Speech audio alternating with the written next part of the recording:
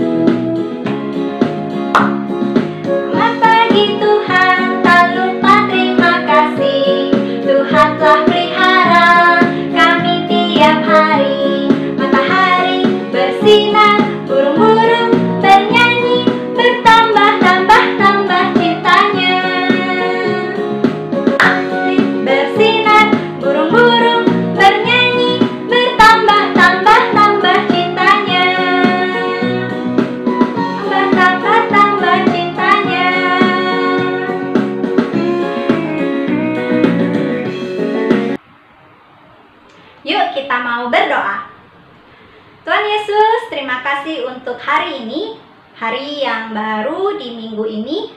Kami mau bersama-sama menyembah Tuhan, memuji Tuhan, juga mendengarkan firman Tuhan. Tolong kami Tuhan untuk bisa konsentrasi dan kami bisa dengan sungguh-sungguh memuji Tuhan, mendengarkan firman Tuhan, serta melakukan firman Tuhan. Dalam nama Tuhan Yesus kami berdoa. Amin. Nah, adik-adik, kita jangan bosan-bosan ya. Mungkin ada yang merasa, aduh online lagi nih, sekolah minggunya kapan ketemunya ya. Ada yang mulai bosan terus nggak ikut sekolah minggu lagi deh. Nah, kita harus senantiasa ingat bahwa Tuhan Yesus sudah memberikan nyawanya, sudah memberikan yang terbaik, berkorban bagi kita. Jadi kita jangan bosan-bosan untuk beribadah kepada Tuhan ya. Kita mau sama-sama katakan Tuhan Yesus baik. Kita mau nyanyikan dari hati kita yang terdalam. Tiada berkesudahan kasih setiamu Tuhan, selalu baru rahmat-Mu bagiku. Hari berganti hari, hari berganti hari, tetap kulihat kasih-Mu, tak pernah berakhir di hidupku. Katakan Tuhan Yesus baik, Tuhan Yesus baik. Oh oh oh, sungguh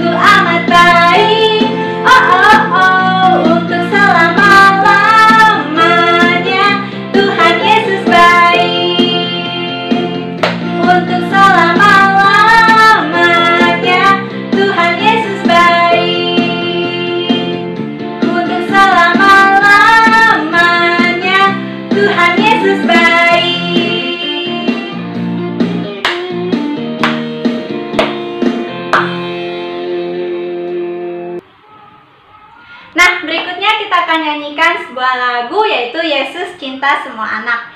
Yesus mencintai kita semua, tidak peduli mata kita sipit atau mata kita lebar, rambut kita warna hitam atau kuning atau merah atau lainnya, kulit kita warna gelap atau terang. Tuhan Yesus mengasihi semua anak di seluruh dunia. Yuk kita nyanyikan lagu ini.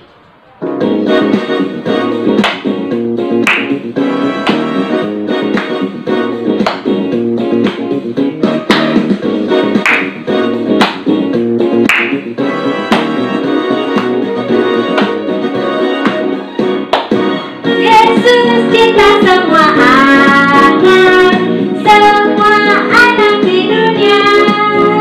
Putih, kuning, dan hitam, semua dicipta Tuhan. Tuhan cinta semua anak di dunia. Lagi, Yesus cinta semua anak, semua anak di dunia.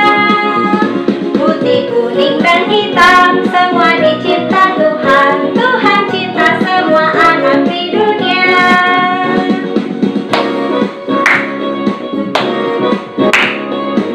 Sekali lagi ya. Yesus cinta semua anak, semua anak di dunia. Putih, kuning, dan hitam, semua dicipta Tuhan. Tuhan cinta semua anak di dunia. Yesus cinta semua anak, semua anak di dunia. Putih, kuning, dan hitam, semua dicipta Tuhan. Tuhan cinta semua anak di dunia. Kuning dan hitam, semua dicipta Tuhan. Tuhan cinta semua anak di dunia.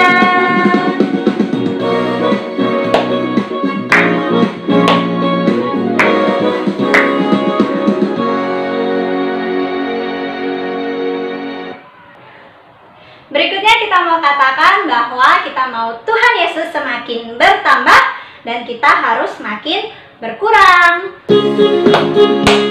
Yuk kita mau katakan bahwa Tuhan Yesus harus semakin bertambah. Dia harus semakin bertambah. Kok harus semakin berkurang? Harus semakin berkurang. Nama Yesus saja disembah. Ku di tempat paling belakang.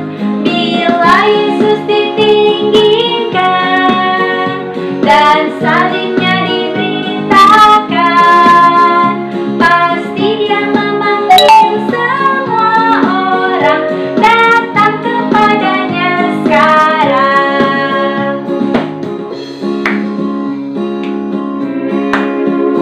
Dia harus makin bertambah, ku harus makin berkurang.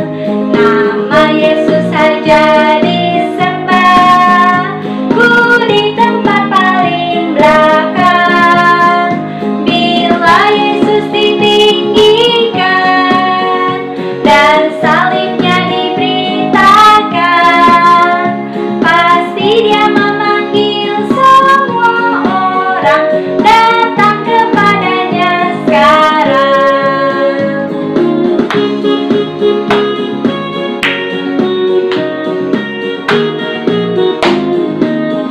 Sekali lagi, Dia harus makin bertambah, ku harus makin berkurang. Nama Yesus saja disembah, ku di tempat paling belakang.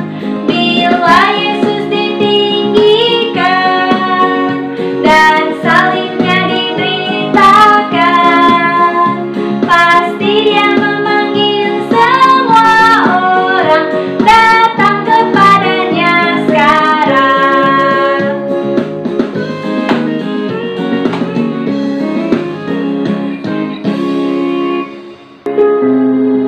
Nah adik-adik, saatnya kita mau mendengarkan firman Tuhan. Kita mau menyanyikan lagu ini, yaitu Hati Sebagai Hamba. Kita mau katakan, ku tak membawa apapun juga. Ku tak membawa apapun juga saat ku datang ke dunia. Ku tinggal semua pada akhirnya saat ku kembali ke surga. Inilah yang ku punya, inilah yang ku punya, hati sebagai hamba yang taat dan setia padamu Bapa. Kemana ku bawa hati yang bergetar dalam roda kebenaran sampai selamanya. Nah, adik-adik, kita mau ingat bahwa yang bisa kita persembahkan kepada Tuhan adalah hati kita yang tulus, yang murni. Tuhan tidak lihat seperti apa kita, tetapi Tuhan melihat seperti apa hati kita.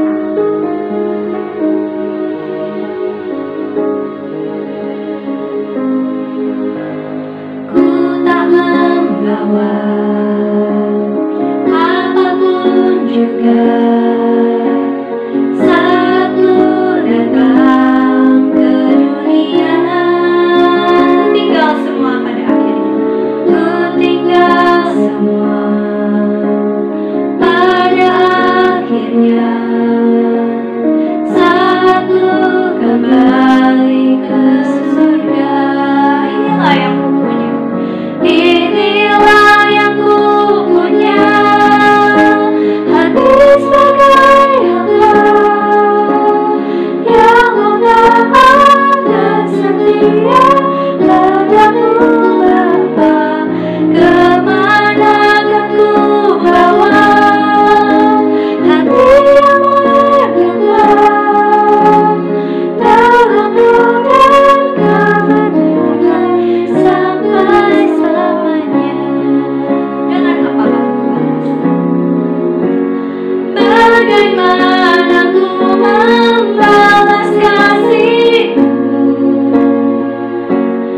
Segala yang ku punya itu milik-Mu, itu milik-Mu.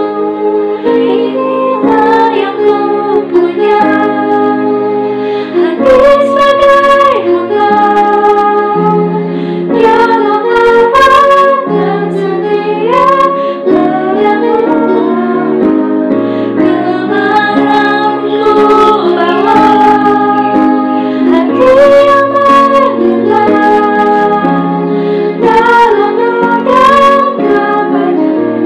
sampai selamanya. Dalam roda kebenaran sampai selamanya.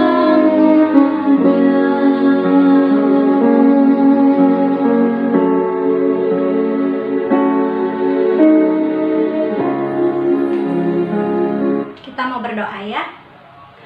Tuhan Yesus, kami sebentar lagi akan mendengarkan firman Tuhan. Tolonglah kami untuk bisa sungguh-sungguh mendengarkan dan konsentrasi, juga untuk bisa melakukan firman Tuhan dalam kehidupan kami sehari-hari. Dalam nama Tuhan Yesus kami berdoa. Amin. Halo semuanya, Cici yakin pasti sudah siap kan untuk mendengarkan firman Tuhan? Sudah duduk yang manis? Buka telinga lebar-lebar? Dan kita akan mulai firman Tuhan hari ini. Nah, hari ini Cici akan cerita tentang seseorang yang Cici yakin sebagian besar dari kalian pasti sudah tahu tentang orang ini. Tapi siapa ya namanya? Nanti kalian akan tahu di akhir cerita ini. Nah, sebelumnya Cici mau tanya dulu nih. Kalau ada dua orang, kalian akan lebih pilih orang yang mana?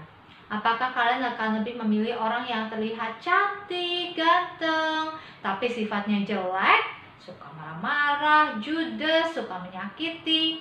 Atau kalian memilih orang yang mukanya biasa saja, tampangnya mungkin tidak terlalu ganteng atau cantik, tapi hatinya baik, orangnya ramah, dan suka menolong. Nah, kalian pilih yang mana? Cici yakin orang pasti lebih senang dengan yang hatinya baik. Nah, kira-kira Tuhan lebih suka yang mana ya? Coba kita dengarkan cerita hari ini ya. Nah, ada yang ingat nggak siapa raja pertama bangsa Israel?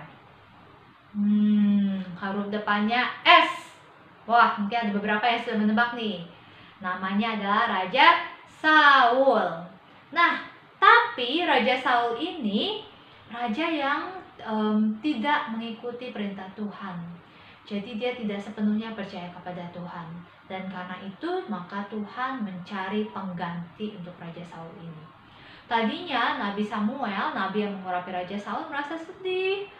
Tapi Tuhan berkata kepada Samuel, sampai berapa lama lagi kamu mau merasakan kesedihan?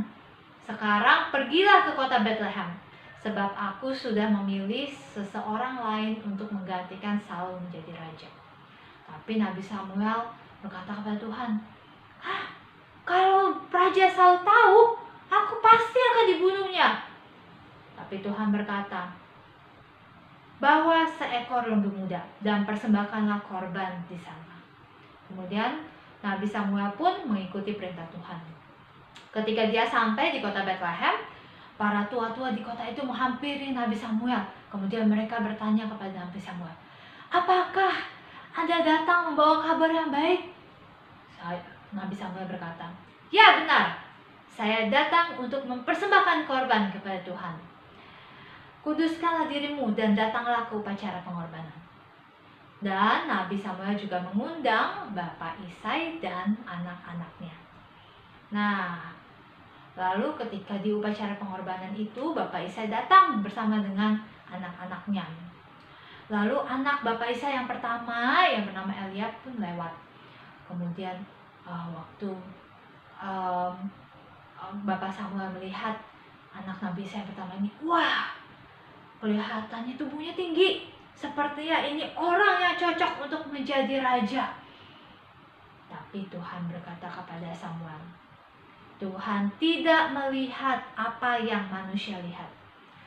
Manusia melihat apa yang di depan mata, tetapi Tuhan melihat apa yang di dalam hati.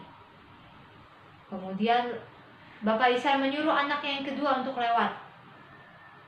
Terus Bapak Samuel berkata, orang ini pun tidak dipilih Tuhan. Lalu anaknya yang ketiga lewat. Kemudian Bapak Samuel berkata, orang ini pun tidak dipilih Tuhan.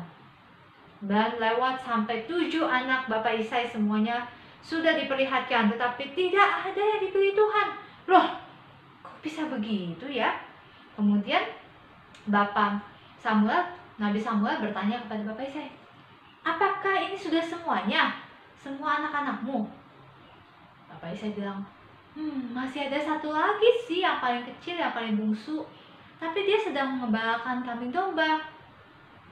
Kemudian Nabi Samuel berkata, panggil dia, sebab kita tidak akan duduk untuk makan sebelum dia datang.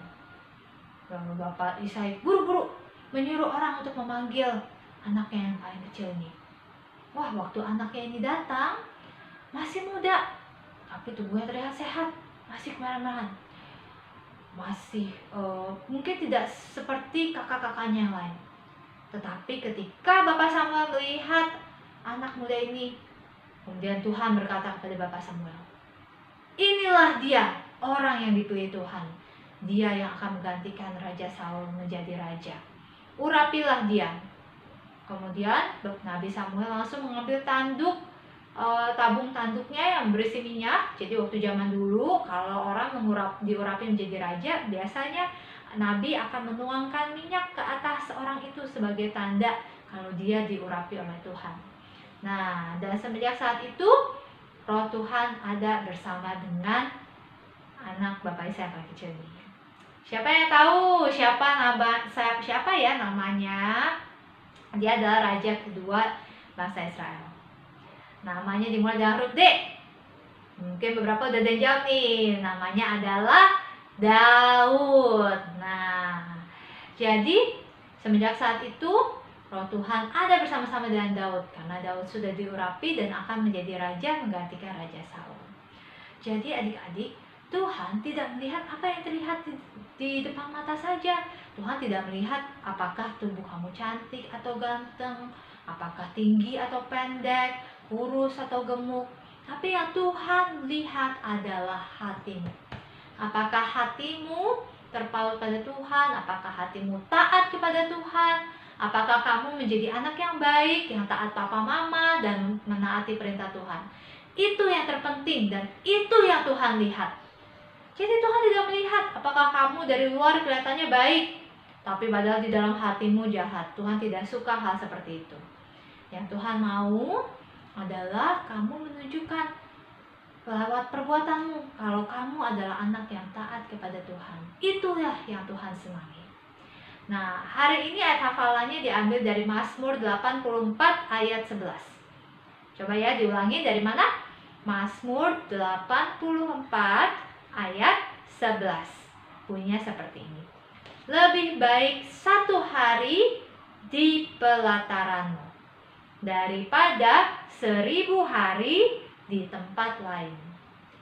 Lebih baik berdiri di ambang pintu rumah Allahku daripada diam di kemah-kemah orang fasik. Coba kita ulangi ya, sekali lagi ya. Ayat hafalannya diambil dari Mazmur 84 ayat 11. Sebab lebih baik satu hari di pelataranmu daripada 1000 hari di tempat lain. Lebih baik berdiri di ambang pintu rumah Allahku daripada diam di kemah-kemah orang fasik. Maksudnya apa, Cici? Maksudnya nih, akan lebih baik kalau meskipun nih lebih enak mana, berdiri atau duduk diam. Kalau berdiri capek ya lama-lama ya, mungkin lebih enak duduk ya. Dan diam di dalam kemah. Tetapi kalau menurut Tuhan, kalau kalian merasakan hidup yang enak tetapi tidak mengikuti perintah Tuhan, menurut Tuhan itu tidak lebih baik. Jadi akan lebih baik meskipun hidupnya tidak terlalu enak tetapi mengikuti Tuhan di depan rumah pelataran Tuhan, di pelataran rumah Allah, daripada hidupnya enak tetapi bersama dengan orang-orang jahat, mengikuti gaya hidup orang jahat. Nah, jadi mulai hari ini ingat ya, Tuhan melihat loh isi hati kalian. Tuhan melihat apa yang ada di dalam hati kalian, apa yang ada di dalam pikiran kalian. Karena itu, jangan mencemari pikiran kalian dengan hal-hal yang tidak baik. Jangan mencemari hati kalian dengan hal-hal yang jahat. Karena itu, taatlah kepada perintah Tuhan, banyak-banyak baca firman Tuhan, dan turutilah apa yang Tuhan mau dan Tuhan katakan. Yuk, kita mau berdoa. Semuanya lipat tangannya, tutup matanya, ikuti Cici berdoa ya. Mari kita berdoa. Tuhan, terima kasih kalau hari ini kami boleh diingatkan kembali kalau Tuhan melihat isi hati kami dan pikiran kami. Tuhan tahu semuanya. Karena itu Tuhan, tolong jagalah kami supaya hati dan pikiran kami boleh tetap taat mengikuti Tuhan, mengikuti firman Tuhan. Tolong kami supaya untuk menghapuskan semua pikiran dan niat jahat. Tolong kami Tuhan untuk hidup bersama di jalannya Tuhan. Terima kasih baik ya Tuhan. Kami juga mau berdoa ya Bapa di kesempatan ini untuk bangsa dan negara kami. Biar Tuhan juga yang boleh menolong supaya di masa-masa ini di mana mungkin jumlah kasus saat ini cukup tinggi. Biar Tuhan juga yang boleh tolong supaya boleh ada penanganan yang baik dari pemerintah sehingga negara kami pun boleh tetap aman dari virus. Dan kami berdoa supaya pada akhirnya nanti suatu saat nanti kami boleh kembali bersama-sama beribadah di gereja. Terima kasih baik ya Tuhan, di dalam nama Tuhan Yesus kami berdoa dan mengucap syukur. Amin.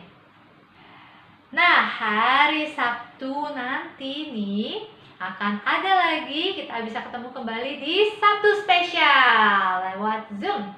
Jadi nanti kita bisa ketemu dengan teman-teman yang lain dan bersukacita bersama, ada games, ada pujian juga, kita bisa bernyanyi bersama. Jangan lupa ya, hari Sabtu jam 4 sore. Linknya apa Cici? Bisa hubungi nomor yang ada, bisa hubungi Cici Mediana. Nanti akan dikirimkan linknya ke orang tua kalian.